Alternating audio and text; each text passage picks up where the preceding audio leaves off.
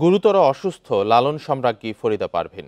রাজধানীর একটি বেসরকারি হাসপাতালের নিবিড় পরিচর্যা কেন্দ্রে তাকে চিকিৎসা দেওয়া হচ্ছে। বান্ডেল থাকলে প্রতি সেনমানিতে টাকা বাঁচবে।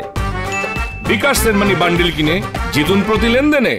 পরিবারের সদস্যরা জানান, জটিলতার কারণে এই মুহূর্তে উন্নত চিকিৎসার জন্য তাকে দেশের বাইরে নেওয়া সম্ভব নয়। বার্ধক্যজনিত কারণের সাথে ফুসফুস আর কিডনিজনিত সমস্যাও বেড়েছে শিল্পী ফরিদা পারভীনের।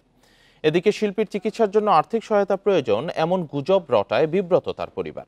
এটি ভিত্তিহীন জানিয়ে তারা বলছেন, চিকিৎসায় সরকারের আর্থিক সহযোগিতার প্রস্তাবও গ্রহণ করেননি তারা।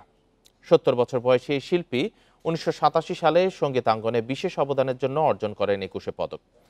২০০৮-এ পান জাপান সরকারের ফুকুওয়াকা এশিয়ান কালচার পুরস্কার।